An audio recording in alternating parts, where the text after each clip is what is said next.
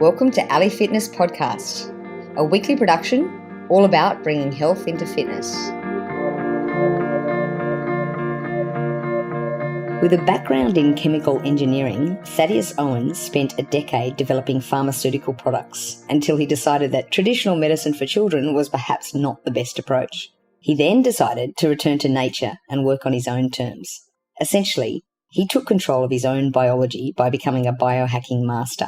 Thaddeus is a certified Bulletproof Coach from the first ever class of coaches, holds a personal training certification, nutrition certification, master's degree in holistic nutrition, and today helps others by experimenting on himself and sharing his experiments and more on his very popular primalhacker.com site. Thaddeus, welcome to the show. Thanks, Ali. Great to be here. So you've had an interesting journey yourself. Perhaps you can start by sharing with us where you are today and where are you today? Yeah, so physically, I'm coming to you from my standing desk, surrounded by nature here in Wisconsin, and I'm on the border of Minnesota and Wisconsin. I work full-time here from my home, both on my own business and as a full-time corporate manager for a large corporation. So you're not, as many people would think, a full-time biohacker?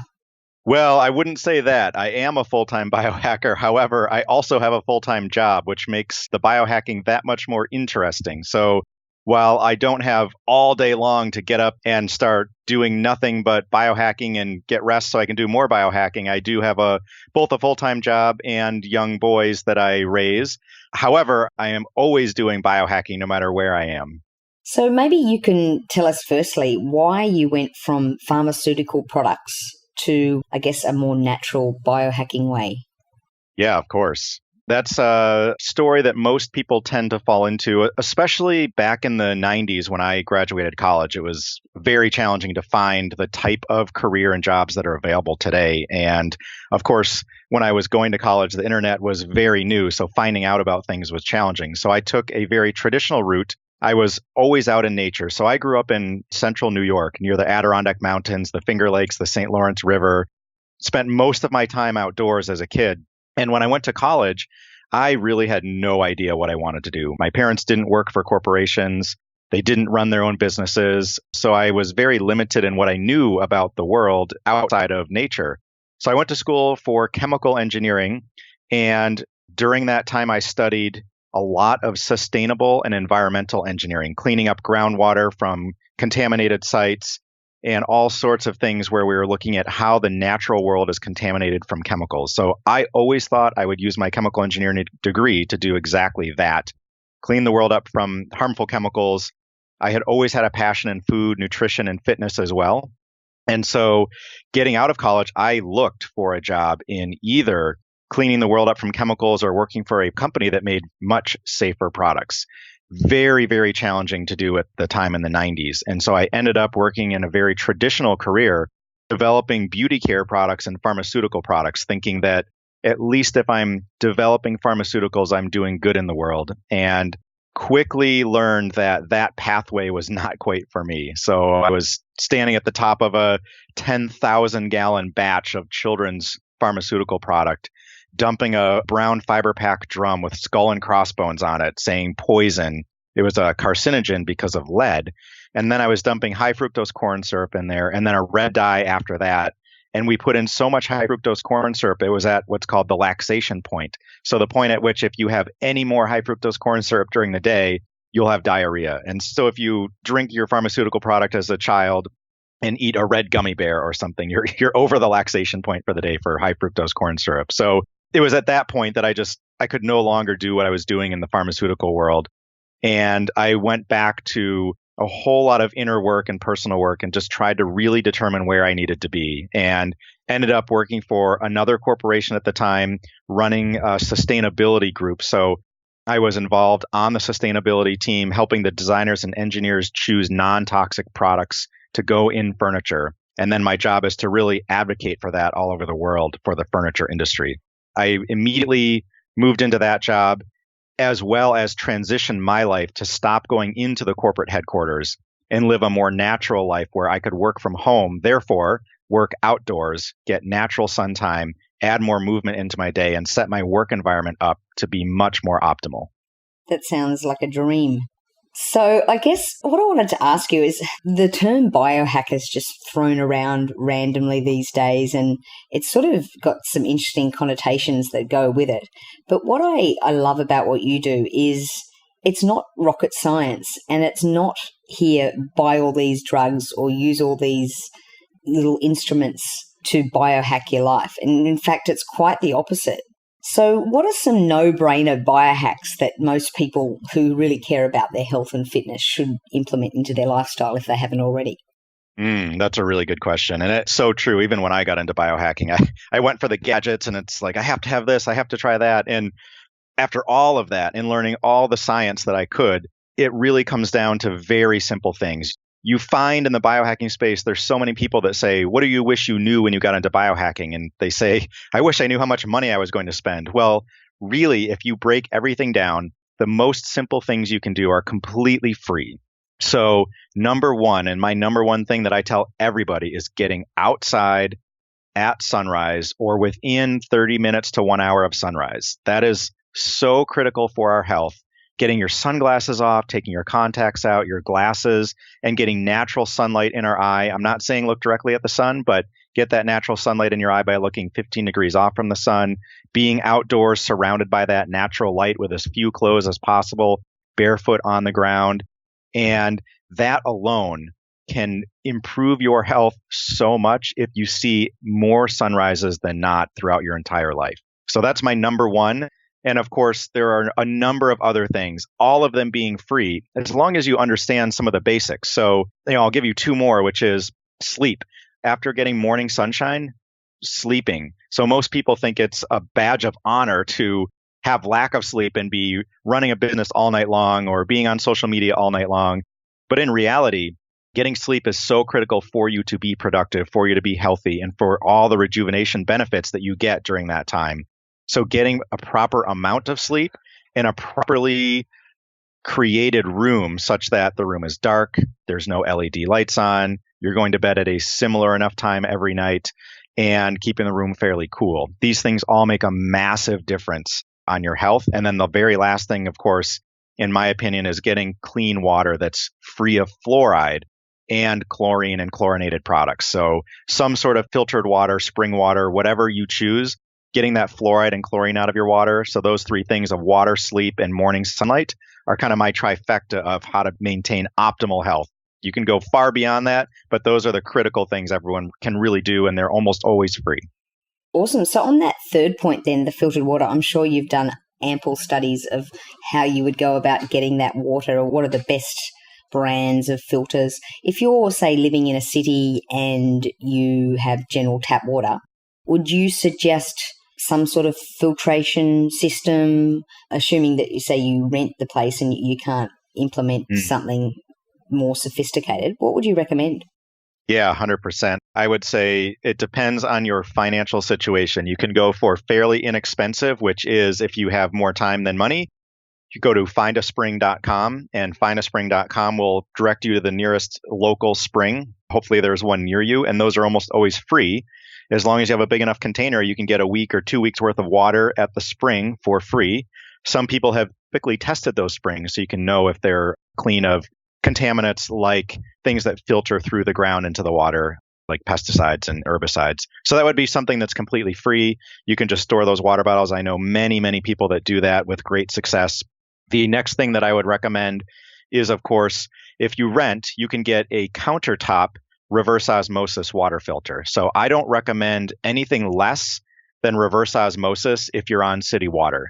Reverse osmosis is the only process I know of besides distillation that will remove fluoride from the water. The carbon filtration, the pure filters, the Brita filters, none of those will actually remove fluoride. And that is very critical for many, many reasons. And so a countertop or an under sink, so under the sink reverse osmosis water filter, they're very affordable. I think the countertop version is somewhere between $150 and $250. And then the under sink is roughly $200 to $400 for that. Even if you're renting, you can have an under sink unit installed most often. You may want to check with whoever you're renting from, but those are very simple. They can be installed by you within, an hour or so, or by a plumber within a half hour. And they're easy to remove and take with you when you leave. So those are what I recommend. There's many brands out there, but my opinion is if you get a reverse osmosis filter and you're adding back trace minerals, so reverse osmosis not only strips the fluoride and the chlorine, but everything, all the good and beneficial minerals are also stripped out. So you're getting water devoid of any minerals. And those minerals can be critical to both maintain alkalinity in your blood. So I'm not talking about alkaline water, but I'm talking about if you're drinking water with no minerals in it, you may have to dump minerals from your body into that water to make biological processes happen. So adding minerals back to your reverse osmosis water is important, but that's definitely what I recommend for people on city water.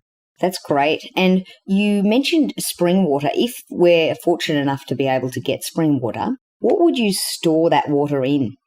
So there's some debate, Allie, about the best containers. And ideally, you will store it in a container that does not have any chemical contaminants in it. So nothing can leach into the water. And you'll store it in something where ultraviolet light can penetrate so that the ultraviolet light can help keep any viruses and bacteria down to a very bare minimum or even kill all of them.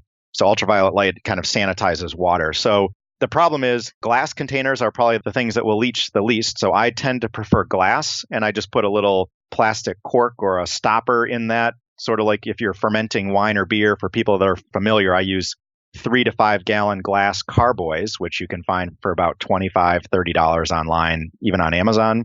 Or you can use plastic. So plastic allows ultraviolet light to penetrate it, while the glass does not really allow the ultraviolet light to penetrate. So some people will store their water in very large plastic bottles. They also use those because if they drop one, it's not going to smash into a million pieces. They're much lighter, and they allow that ultraviolet light in to sanitize the water if that's needed. You will definitely want to get the least toxic type of plastic, which right now, as far as I know, is either HDPE, high density polyethylene, or polypropylene are kind of, from everything that I've studied, they have the least amount of things in them that are going to impact your water. Awesome. That's really great. And I guess also like BPA free, or is that overrated now? No, BPA free is totally necessary. The 2 plastics that I mentioned will be completely free of BPA. BPA is a raw material that you use to make a plastic polymer. And the polymer that is used to create that is polycarbonate, PC. So if you see anything that says PC or polycarbonate, that's made from BPA, and it'll have residual or leftover BPA in it. You also have to watch out for other types of polycarbonates and clear plastics that are made from BPS and BPC, and there's other forms of bisphenol, which is the kind of base unit. They are all just as bad as BPA. So what you really want to do is look for polypropylene or HDPE, and those will not have any of those BPA, BPC, BPS additives in them. Awesome. That's such great information. And I'm also very interested in your second tip that was about sleep. And you mentioned something interesting that I don't think a lot of people realize about the effects of LED light in relation to circadian rhythm and that sort of thing. Can you tell us a bit more about lights? Oh, of course. So this is such an important issue. So when you talk about sleep and sleep being the most important, one of the things that wrecks your sleep, and some people have their sleep wrecked where they can't fall asleep, and other people, maybe they're falling asleep, but they wake up after 8 hours and still feel a bit tired or sometimes really tired. And other people just are aging faster and starting to have some issues with either cancer or mitochondrial diseases. What's happening in many cases is you're exposed to the wrong light environment. And LED light, so light emitting diodes are LEDs. We've predominantly switched over from the Edison light bulb, incandescent and halogen, over to these LED lights because of cost. So they use far less energy and they're cheaper. If you replace your entire house with LEDs, it definitely saves you money. So what people are doing wrong is these LED lights, nearly every one of them is based on white and blue light technology. So it's wavelengths of light that are white and blue, and white light contains blue light in it, a lot of blue light. And the blue light is a signal to our body. So most people don't understand that light contains information that tells our body what time of day it is and what it should be doing. So what happens is when we see blue light at night, which has never happened through all of human history, the only things we've ever seen at night are firelight, candlelight, and moonlight, never blue light. The Edison light bulb, the incandescent, has very, very, very little blue light, almost none. And so only in the last 10 years, as we've been installing these LED lights, we have this massive amount of blue light, which tells our body to stop producing melatonin, which is the hormone of sleep, the hormone that is our body's master anti-cancer hormone, and one of the master antioxidants and helps rejuvenate us during sleep. That gets completely eliminated, and you stop producing it for up to 4 hours after exposure to blue light. You should be producing melatonin from sunset, and then it starts to slow down at sunrise when we start producing cortisol. Anytime you produce cortisol, it tells your body to wake up, and cortisol stops melatonin production. When your body sees blue light, it tells it it's morning, wake up, produce cortisol. So if you see blue light from an iPhone, a device, a television, your LED lights that you put in your home, when you see those, your body will think that it is morning and stop producing that melatonin that helps us sleep.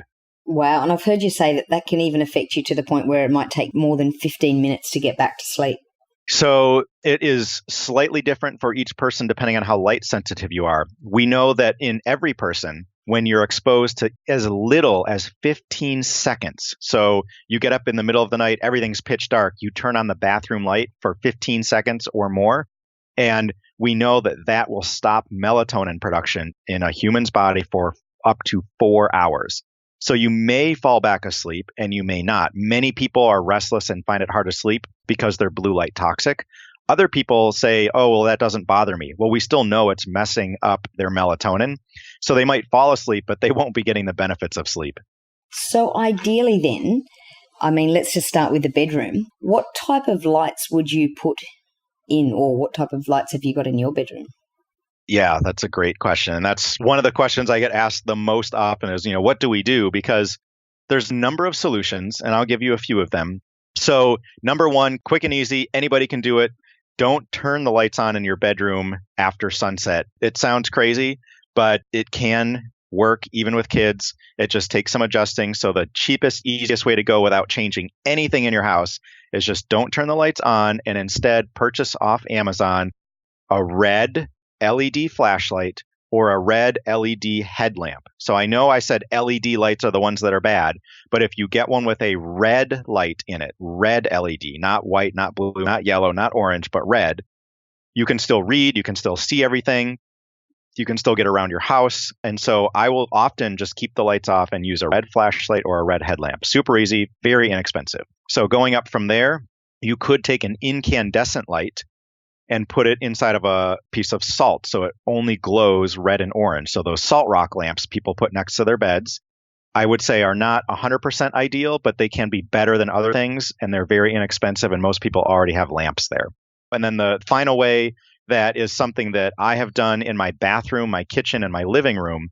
I have not done it in my bedroom because I use a flashlight in my bedroom, but is taking out some of your light bulbs in your home or putting up lamps in your home with red bulbs. They make red coated incandescent bulbs for very inexpensive, and they make red LED bulbs with a very specific wavelength of red light that is 100% light in the red wavelength with no blue, no green, no yellow, only red. And so you can just screw those into your light bulbs. You can turn those on at night.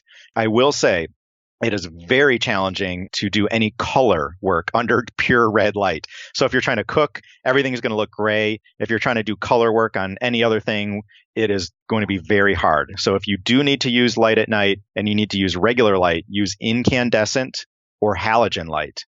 And you're going to use that light after sunset, you must put on a pair of blue light blocking glasses. So at least your eyes are being protected from that. Awesome. And so you said there's a very specific wavelength for that red light. Is that around like 600, 700, or is it? The entire spectrum of energy that comes from the sun has a small spectrum of visible light, and they measure visible light in wavelength in nanometers. So basically blue light is, somewhere between 400 and 465 nanometers. Red light is between 600 and about 760 nanometers. So what you look for is a red light on Amazon that has a wavelength that actually lists the wavelength between 600 and 700. The only one that I found two. They tend to call them, grow lights, because some of the plants that grow indoors under hydroponic or other places need red, they need infrared, they need some other colors, and people mix and match different colors of light to help their plants grow the best. So if you find a 660 nanometer or 630 nanometer red light, those are the two that I have found over and over on Amazon. They cost more than a regular light bulb, but they're still well under $20. They're under $15, in fact. You may be able to find it by searching Google for that or Amazon, or we can send a link. So I've got a link to the one that I have bought off Amazon. For whatever reason, when I've talked with other people, they're finding it hard to find that one on Amazon. When they search, it's there, but I can send people the exact name of it so you can look for that actual light if we need to.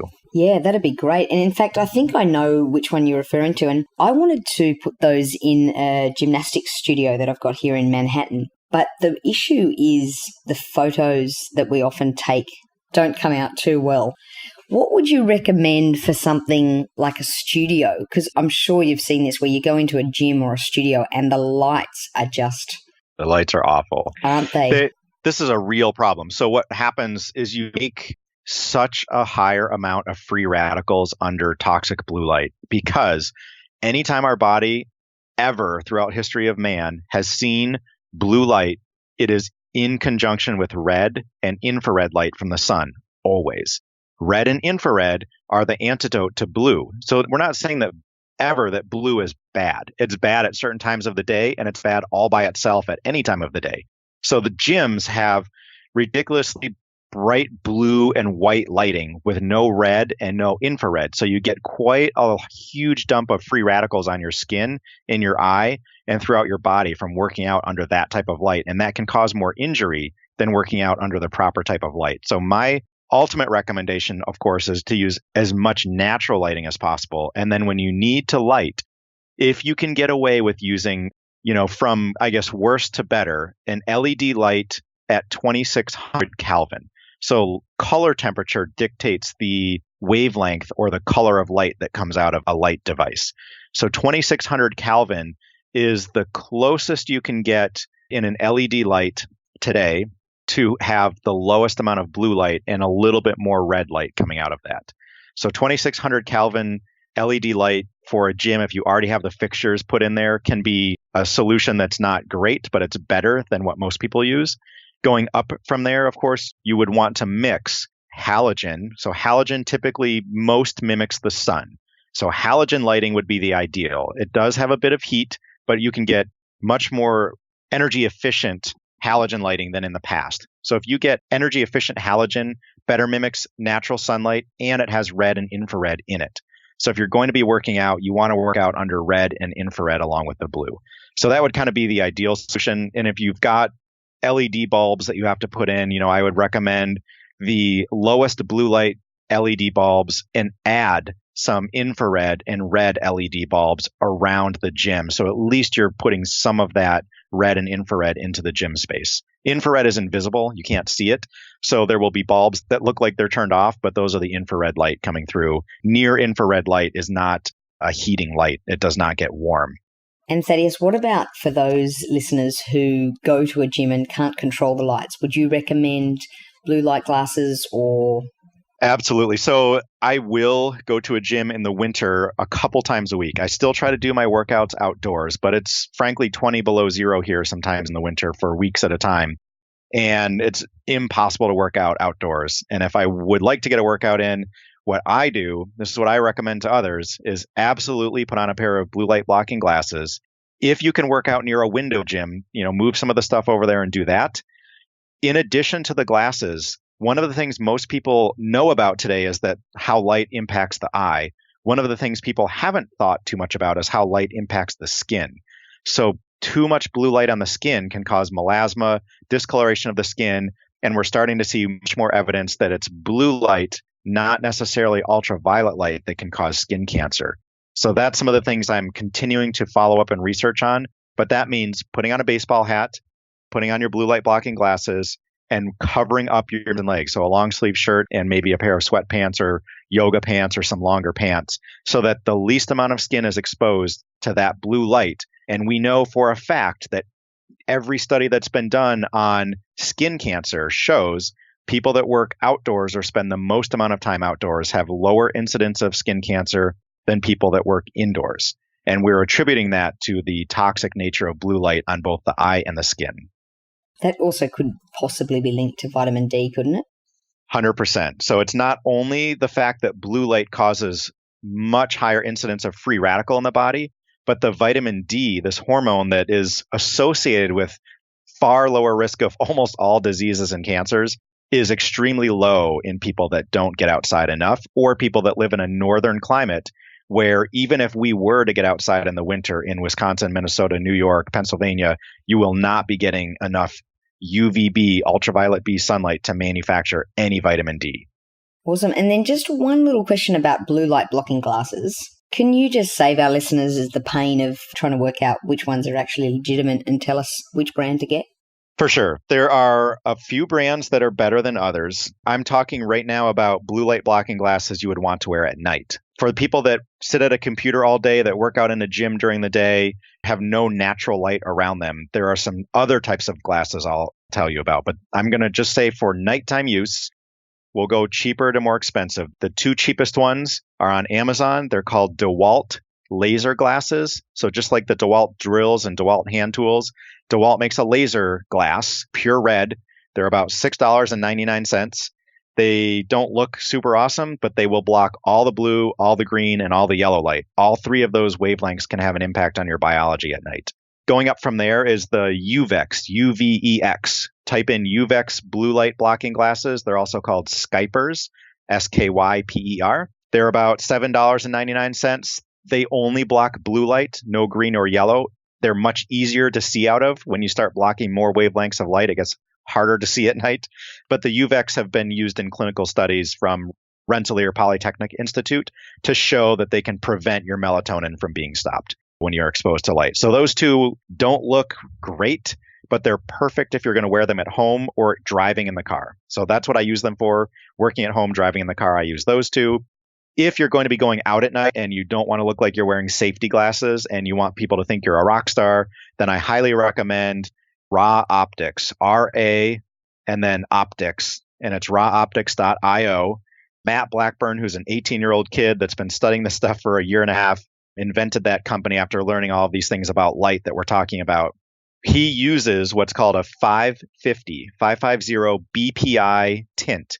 It's a tint that any optometrist can put on your glasses. So if you wear prescription glasses, you can go to your optometrist and ask him or her to dip your glasses in 550 BPI tint. Might cost you $50, but that will put the blue blocking tint on your glasses. So you'd probably want a separate pair for during the day and those 550 BPI tint for night. So those are the ones that I use as my go-to. There are other brands out there that we have tested using a spectrometer that are very inconsistent in blocking blue light. So things like Swannies. I love the look of Swannies. I love the mission. The glasses from Swannies are very inconsistent in how much blue light they block. They do not block green or yellow light, which are also important. And the final brand that you can use is TrueDark from the Biohacking company. So TrueDark has a daytime blue light blocker for computer work, like if you're at the gym, and then they have a nighttime called the Twilight or the Night Walker. Those TrueDark Twilight glasses block blue, green, and yellow light. So they're a little more expensive, just like the Ra Optics. They're going to cost you between $70 and $120 per glass frames. And if you get your own glasses dipped, or if you purchase something like the $6 DEWALT glasses, then that's the easiest way for most people to begin using blue blockers. Great. Thank you so much. And which ones do you wear to the gym during the day? So I personally own 10 pairs of blue blockers just because I've had more than that. I've given them many away, but I will test them, try them out. So I carry 2 pairs in my car at any one time. I always have a pair of Swannies in my car in case I forget my Ra Optics. The Swannies are the ones that I'll wear at night if I just completely forget the Ra Optics. But at the gym, I will either wear the TrueDark Daywalker or I'll wear the Swannies to the gym. If I'm going to the gym at night, I will wear the Ra Optics, and I keep a second pair of Ra Optics in my car, again, in case I forget or I need to lend out a pair to a friend that either wants to try them out or forgot their glasses. So at night, the 550 BPI tint, so Ra Optics, and during the day, the Swannies or the TrueDark Daywalkers. That's great. And just for our listeners, stick to step 1, 2, and 3 before you worry about what glasses you're going to wear to the gym. Exactly. Awesome. Okay. And I can't let you go without talking to you about this because there's just so much talk today about SARMs, the selective androgen receptor modulators, nootropics, psychedelics, smart drugs. Are you able to give us a bit of a definition of the differences between those four things? Sure. Absolutely. Okay. So let's start with at least what I remember of your order of SARMs. So SARMs, and you define them for us, they are basically peptides, so pure peptides that have been synthesized in a lab to do a number of things, but they basically selectively bind to androgen receptors. So androgen receptors are things that help us lose fat, gain muscle, and do things that testosterone would do. What they're trying to mimic is they're trying to slightly mimic testosterone or something like an injectable steroid that bodybuilders will use, but without the downsides. So these are typically invented by pharmaceutical companies to help people that are bedridden or have cancer keep lean muscle on without gaining a bunch of fat while they're bedridden or fighting cancer. So that's how they were originally invented. And what we're finding are these peptides don't have the downsides of steroids because they don't bind to all the androgen receptors and create all these negative things that steroids can do.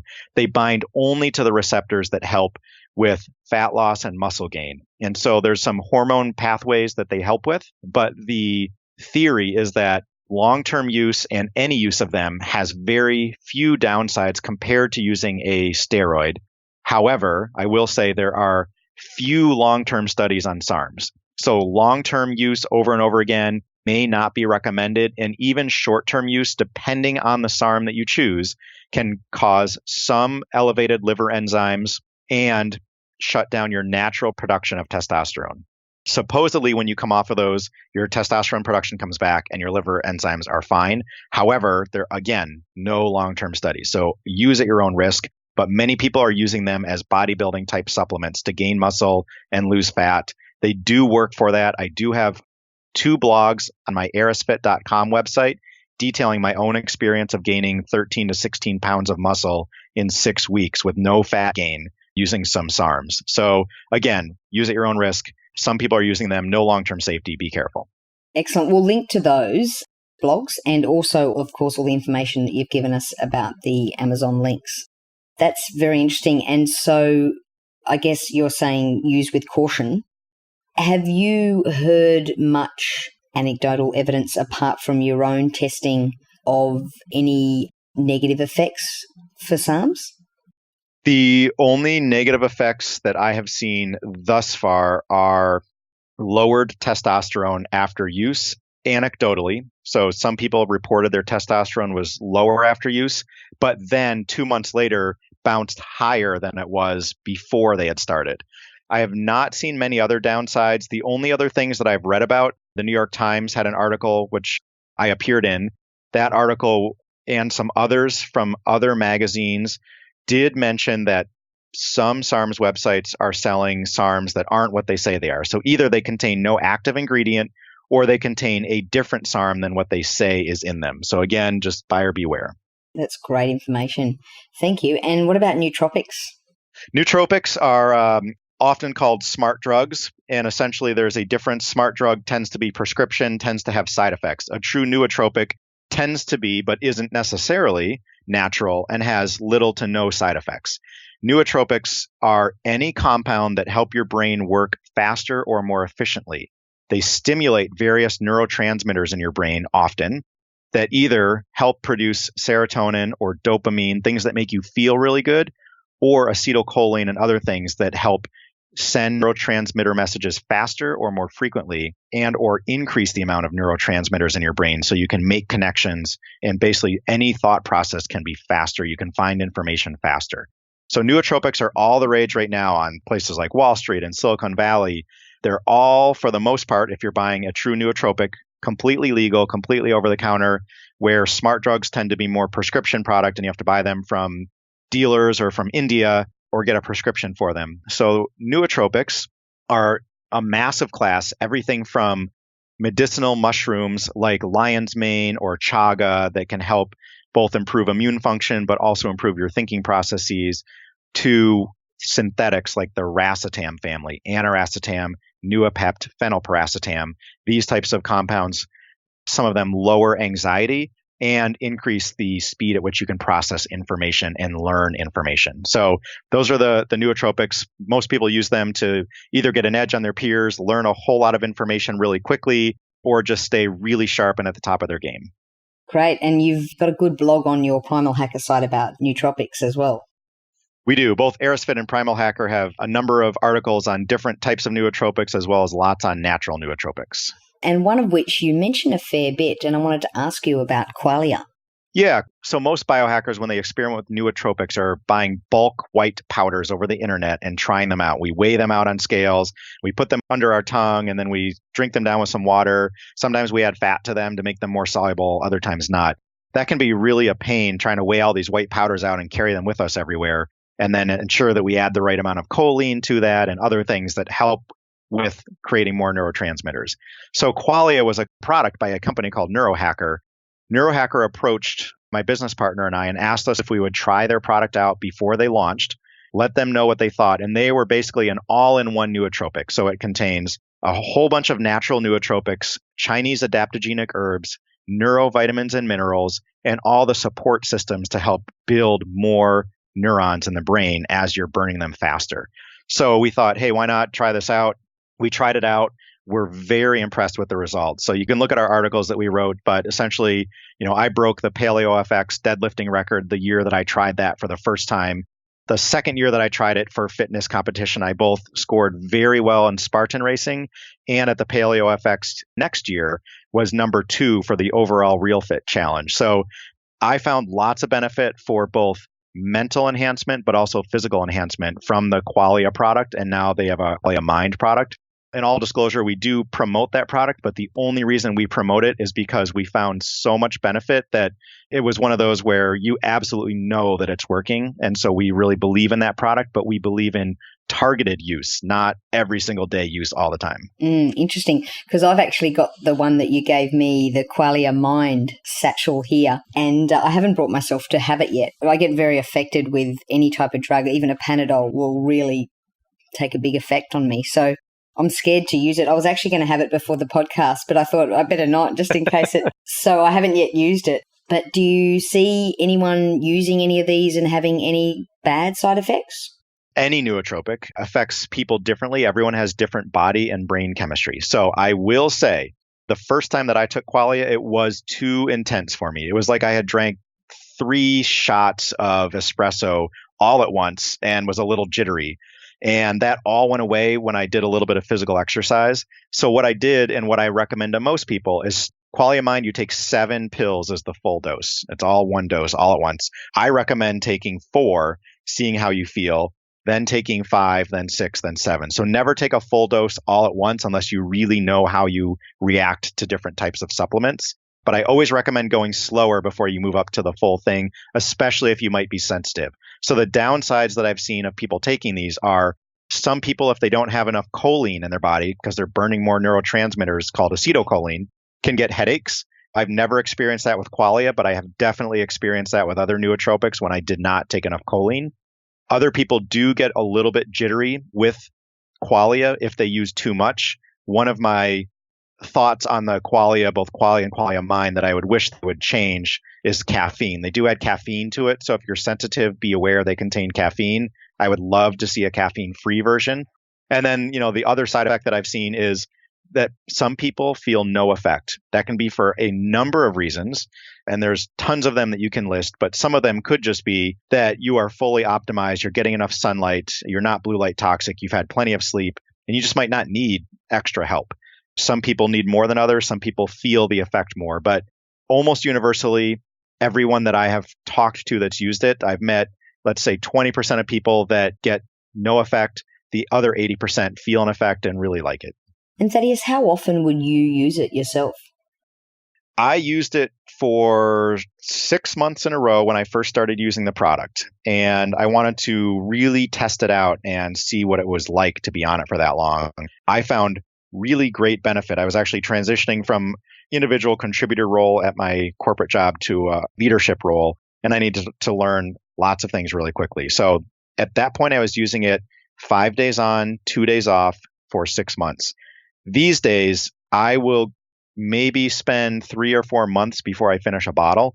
So I target it to the days when I have to gather a whole bunch of information from journal articles and read through it all. And then I would use it again when I'm trying to compile that information into a blog post.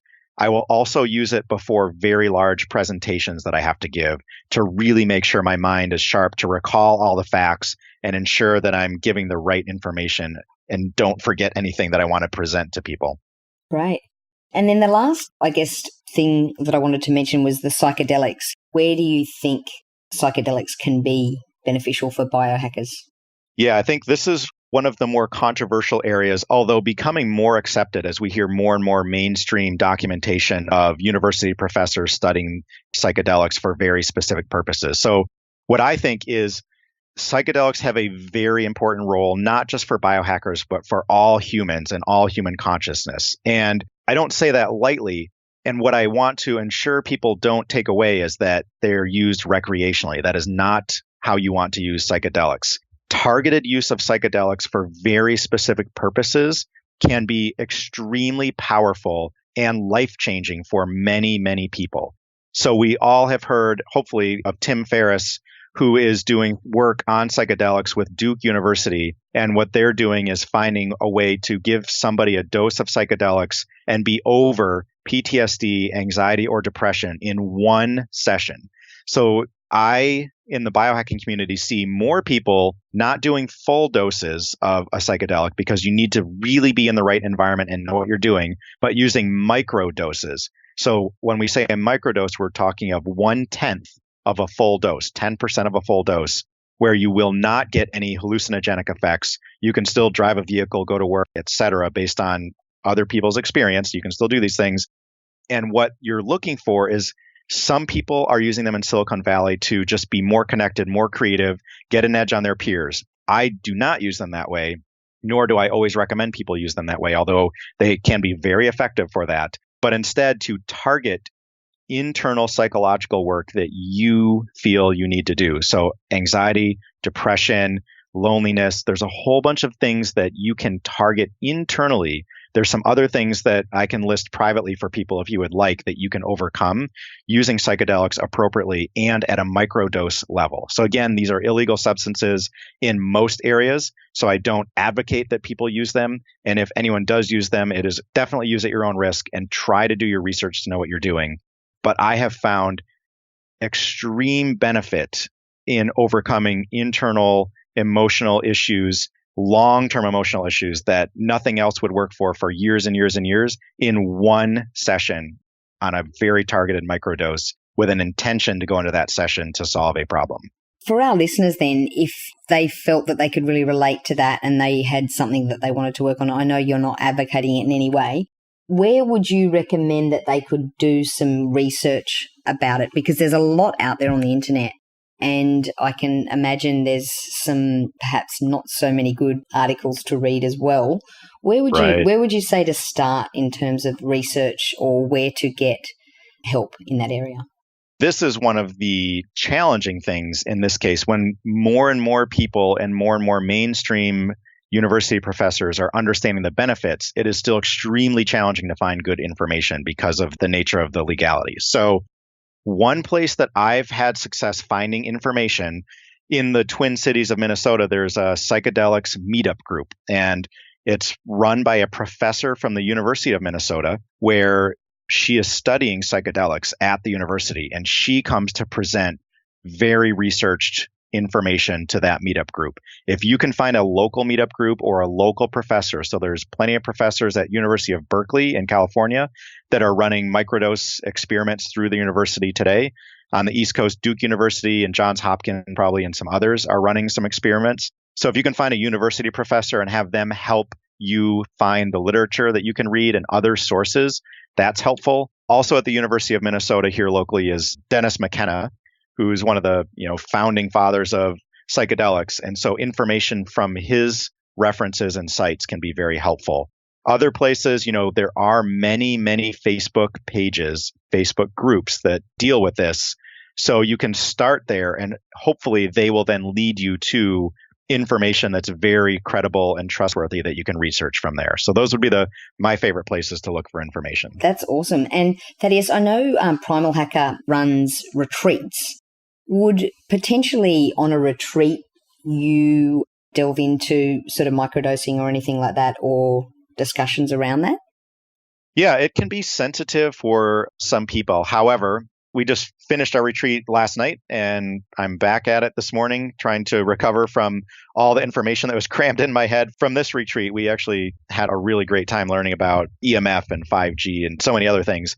But at upcoming retreats, absolutely, that is a great space where it's a private space. It's a very comfortable space where people can ask those types of questions and we can go into much greater details about user experiences that are much harder to do in a public forum. So I would say at retreats, but also if you're at conferences and you can get some private conversations with people at conferences, you can learn quite a bit there because there's such a large group of people that are very well studied and well researched, and often some PhD and professor types, as well as medical doctors, where you can at least get information from them in a sort of non-public forum. This is awesome information, Thaddeus. I feel like we've hacked the biohacker here, which is really a great privilege. And Thaddeus, I guess before I ask a very important question that I ask all my guests on the show, is there anything else that you would like to mention for our listeners, a tip or just anything else that you think might be important? In my mind, really what's important is try not to listen to what everyone else is telling you you should do. When anyone looks at you weird for doing something that you know is healthy, there are so many things that we've all tried that we thought were healthy at one point that we're not.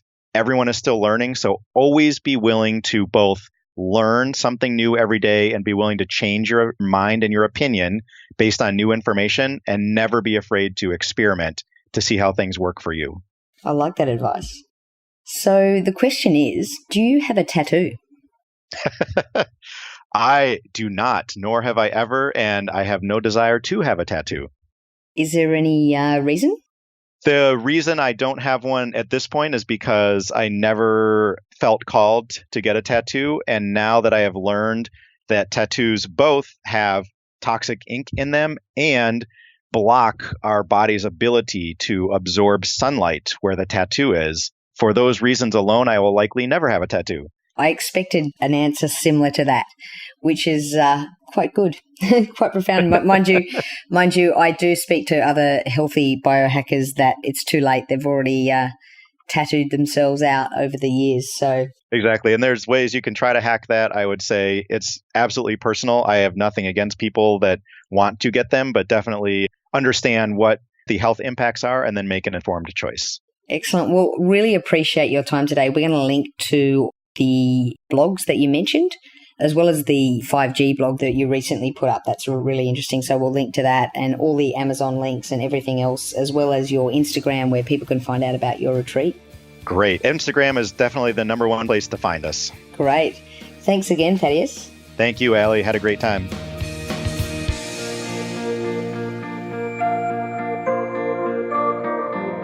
For all the resources and show notes from today's episode, please go to www.ally.fitness. If you liked today's episode, please show your appreciation by going to iTunes, give us a 5-star review and subscribe.